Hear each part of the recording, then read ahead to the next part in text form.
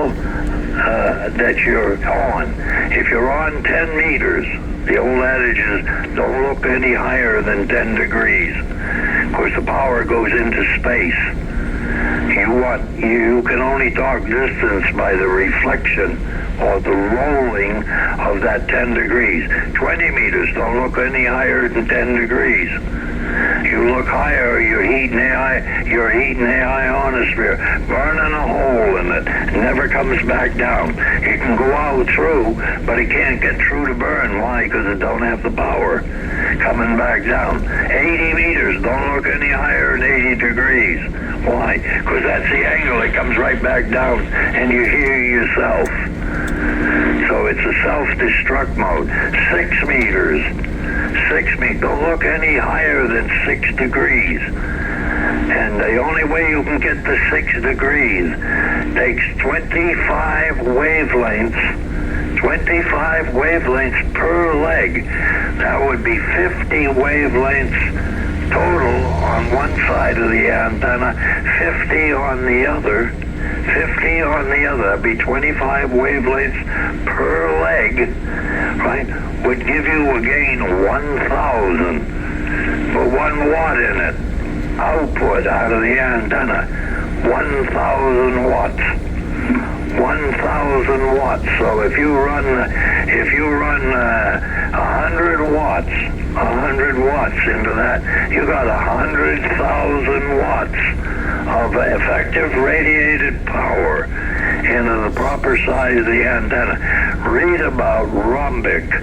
Rhombic, it means diamond shaped. It isn't diamond shaped, it's rhombus shaped. A rhombic is a rhombus, R-H-O-U-M-B-U-S. R-H-O-M-B-U-S. Rhombus is called a rhombic antenna. That has the facility to hold the antenna from radiating wildly. You can make it steer the way you want it to go very accurately, 24/7. Over. QSL, because your signal has not dropped at all. Normally by now, somebody on a Yagi or a vertical, they would have already dropped out.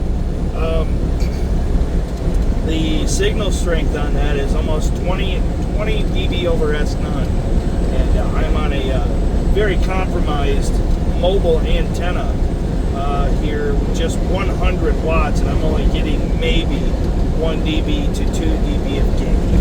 So for that signal to do what it is doing is absolutely mind-boggling. I think I may have to reassess the station that I have at home. We may be building some stuff. This is Kilo Echo 8 Whiskey Lima Whiskey Truck Mobile. Yeah, okay, well, you got a marvelous signal here. I'll show you what 6 watts sound like. Here's the same antenna. 6 watts, I think, maybe less. 4 watts. There's actually, this is 4 watts. 4 watts. 4 watts right now. Now I'm gonna, all right, there's 5. Hello, there's 10. There's 100. There's 100 watts. All right, there's 200. Well, 195. 195. That'll give you an idea of what does what to what and why, so on and so forth. So, and you're in here solid all the time. 25 over 9. So it isn't the power. I got to tell you, it's the fact that you're able to reach the impedance of space. 367.9 ohms. Whatever you're bouncing off of, whatever you're doing, is making the differential between the 50 ohms going out the back, is reaching 367.9 ohms. You have a perfect match. No SWR on 28570. Other than that, you wouldn't be able to get here. When you dropped your transmitter power to 4 watts, you had only dropped 3 S units. You were S6 on the meter. So that is very impressive because this time of day you don't hear nobody on 10 meters. They all scatter and go to 20 or 40 or 80 and so on and so forth, or they go digital. I'm quite impressed. I'm quite curious. What gauge of wire are you using? Well, I didn't get my hands on it. I use barbed wire as the best because it gets rid of static electricity. Barbed wire is the best. I've got to tell you, it gets rid of static electricity. Every time it gets a foot or a sharp point, it discharges a spark off into space, gets rid of the crud. I'm using aluminum wire made out of old beer cans, so you can buy it out of Canada. And the reason I'm not using barbed wire is the horses will cut their throat off. They'll cut their throat. So if you can get horse wire, that's barbed wire without any barbs on it. And it works the best. Make sure they triple dip it. Run it through the galvanized tank 3 times, and they'll just raise the heat so it only takes 1 coat. But galvanize is zinc over iron wire, and the steel wire don't stretch. It don't stretch. It's brutal. It's brutal. I use aluminum so the weight doesn't sag the wire, and you can pull it up like a bowstring. And I'm using number 14, made out of old beer cans. They buy all the old beer cans, take them to Canada, burn it up, melt it, re-pour it, send it back as sheets, and they make new beer cans. And you got to drink like hell. You got to drink like hell to save your beer cans, Logan. QSO, I'm very impressed with your signal. What is your transmitter? It's a Yaesu FD5000. That's inconsequential. Anybody can build a generator. Anyone can build a generator. Takes time and patience. That's the easy part. The thing is, can you get it to match the ionosphere? Okay. See, that makes sense. Because I've sat there and listened. I've only been licensed since 23, but I've sat and listened for gosh, it's been almost 15 years now that I've been listening and learning.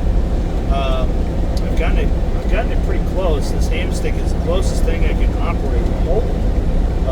That would even have a remotely close signal strength to a regular ground-mounted vertical. And with the tractor trailer here, I'm about 73, 74 feet in length on all sides. So I've got 4 sides of ground plane here with the 53-foot drive-in trailer acting as my ground plane. So I'm real curious of how else I could improve my home station, because at home I can throw a great signal on a vertical, but 25 wavelengths would be absolutely phenomenal. I'm real curious to see how that would work. King Edward 8 WLW. King Edward 8 WLW. And the WLW used to be a big station out of New Orleans, Louisiana. It was heard worldwide. They had 6 5/8 wavelength antennas. And if you ever get a chance, I don't know if they're still in business or not. WLW out of New Orleans, Louisiana, way down yonder. They used to. You could hear it worldwide. Yeah, you could be in Australia. You could hear them on the broadcast. I think it's 840 on the dial. They may still be on the air. I don't know, but you got quite a famous call. You got quite a famous signal too.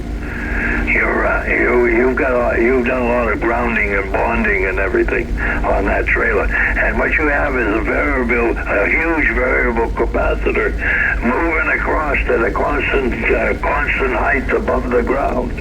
So you're moving an antenna that ain't staying in one place, and in the movement, you're exciting different areas, and the more different areas, if you add them all together at the proper speed, they're all adding together. So you can't be wiped out, whatever. And you caught on to the secret of radiation. But here's the thing, you don't know it yet. But you're learning. When you get over to Norway, I'm a Finn, by the way. I'm a Finn, so we almost speak the same language. Wooden tops and hardheads speak the same language. They just don't know it. So I'm not putting you on. But you got about the best mobile signal I've heard in. And I've been on here about 84 years, and I'm not going on 92. So I've been there, done that. You're on to something. You just don't know it yet. Over. QSL, thank you very much for the kind words there. It means a lot.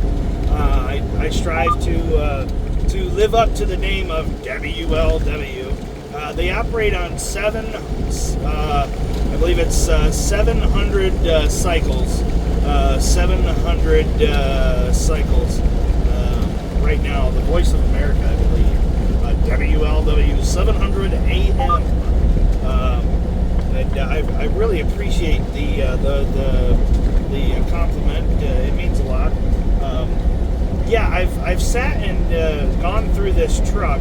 I pick up a lot of noise, but I think that's just due to the newer style receivers. It just picks everything up, along with all the other noise along the road.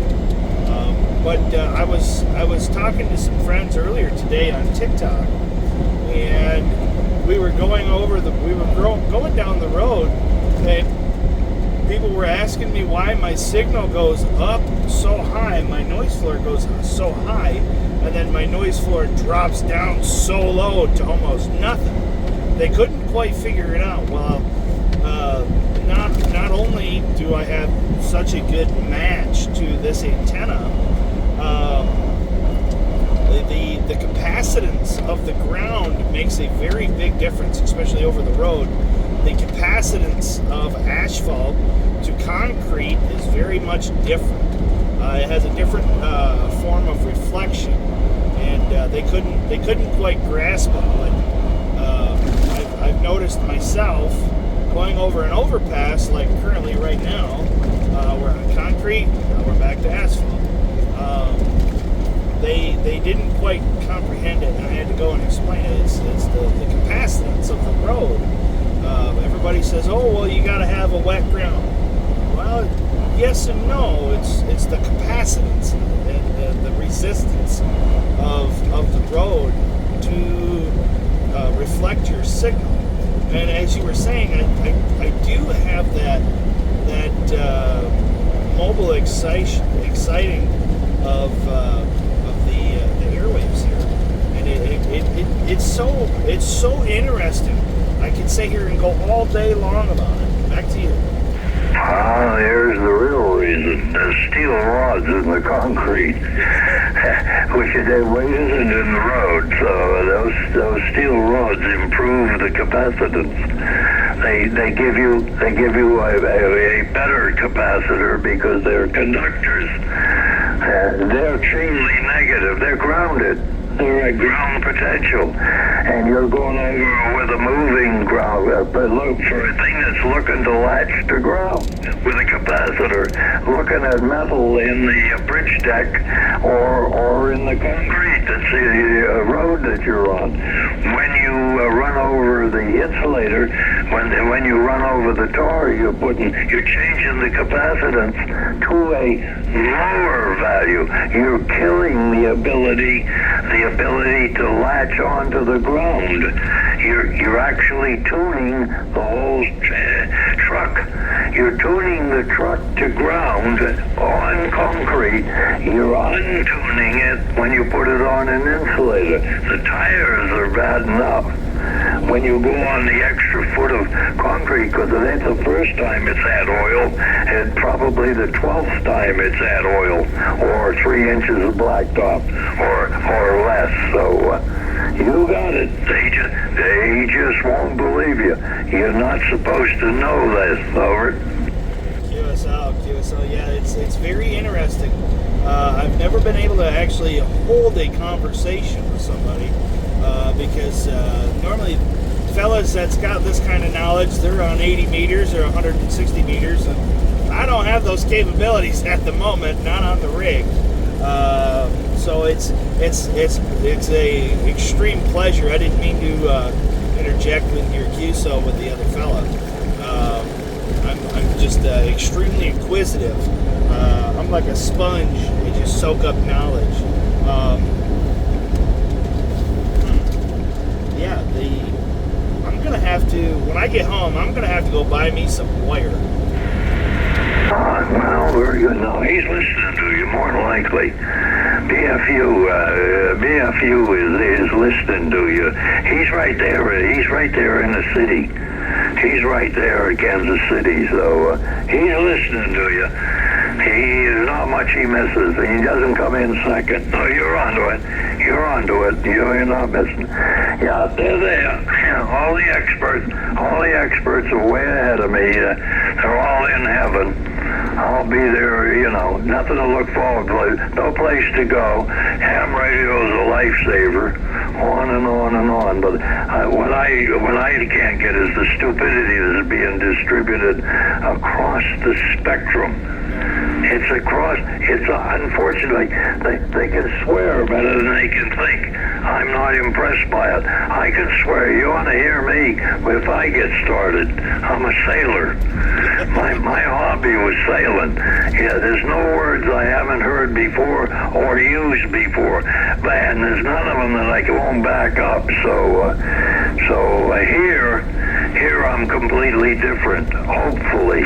Occasionally there's some sailor comes out, but I somehow automatically managed to control it. And you can, for a hardhead, verified. My last name is Järvinen. And there's some of him in Norway. He's like Smith in this country. If you say Järvinen, that means lake man, by the way. Järvi is a lake in Finland. I don't know what they call a lake in Norwegian, but Järvinen, lake man. So that's about like Lake or Smith in this country. And I don't have my grandpa and his grandpa before him were traveling men over. QSL. My roots came out of Scotland and Ireland and England. There was a couple that were born in Denmark and Norway. And like my best friend Uno, he lives. His home is in Kirkenes, Norway, up near KP. I think it's KP49. It's his grid square, and he taught me a lot of stuff, like with the radio, and we're working on right now. We're working on building an entire ground net system that will completely encapsulate the property to where I reside when I'm home, and we believe we have just enough room to put up, just a small little dipole or a couple element beam. But I have at home a Hustler 4BTV vertical. It's 40 meters through 10 meters, and I've got a pretty extensive grounding system there that it appears on 40 meters to work the best. I've noticed I'm able to talk into Europe while other guys can't hear you. KE8WLW. All right, well, I got to tell you this because this is going to blow your head off. You're 40 dB over S9. I don't know if you've ever had a report like that. I've worked fixed stations that make 40 over, but they're running kilowatt. They're running a kilowatt. So you've got the radiation pattern of that vehicle down 10,000%. 10,000%. Other than that, you wouldn't be able to try. And you're talking through the dark, and it can disappear instantaneously. But you do know what you're doing. Here's one for you to answer. This is going to be real difficult. What the hell are you doing driving a truck? You ought to be taking, or showing them where they're wrong, or teaching what you already know. And if they're missing it, it's simply because they're that elusive word they won't admit. If they're missing what you're trying to get out, they're playing stupid. Yeah, I would agree, and I have never had a report of 40 over S9 on 100 watts on a compromised antenna. Oh, that is mind-boggling. I'm gonna have to. I don't even know what to say. That's fantastic. Your signal strength is solid 20 over. 200 times stronger than S9, and nothing here has changed other than I'm getting further north towards Kansas. I cannot believe that I'm 40 over. Wow, that is fantastic. And the teaching of things, I keep telling these newer hams that are around my age or older that are just getting into it. They want to go out and they want to play with just these little dinky antennas, or they're stuck in an HOA and so on and so forth. I keep telling them, I says, get rid of that little dinky antenna, get you a real antenna, get you some aluminum, get you some wire, put that thing up, get it tuned to where the radio's happy, where it'll give you proper resonance. Put the ground radios out and let that thing fly. That thing will talk over top of stations that are doing a kilowatt. Earlier today, I was sitting there listening, and I keyed up once. I just gave the guy the WLW, and he was over in England. He had about 15 to 16 different stations calling him. Each one of them was running a kilowatt or more. And I keyed up once with 100 watts, and I completely took out his receiver, full quieted, he was over in England. I think he was in Sheffield or something like that. And he said that I was 20 dB over S9 with full quieting of his receiver. None of the other stations could get through. People don't quite get it when I tell them, if you're going to put an antenna up, make sure you do it right. I'm limited to what I can do with the truck, but I've got the audio, I've got the time to put into it, I've got the grounding to the truck. The trailer acts as my massive counterpoise, with 4 sides of 53 feet. So you do the math, it's 212 feet, if I remember correctly. Yeah, about 212 feet worth of ground plane. That's in a square. It's 13 foot 6 tall. And it's just people won't listen.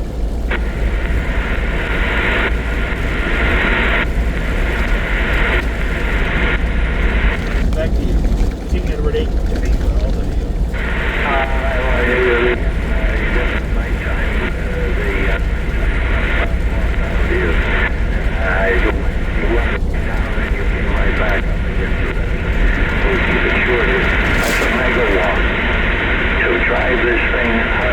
Drive this thing up to 40 dB over time.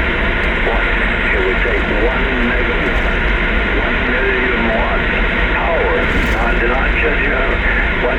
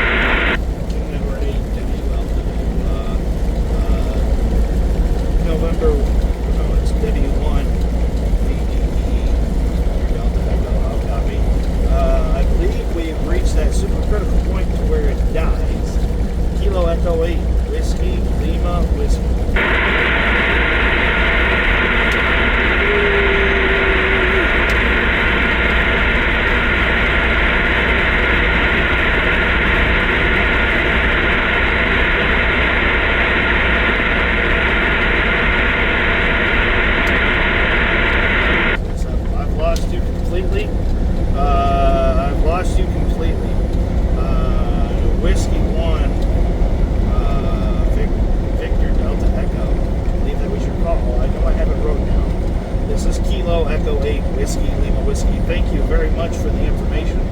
73. Until we meet again, this is KE8WLW Truck Mobile, the loudest station you've heard in a while. KE8.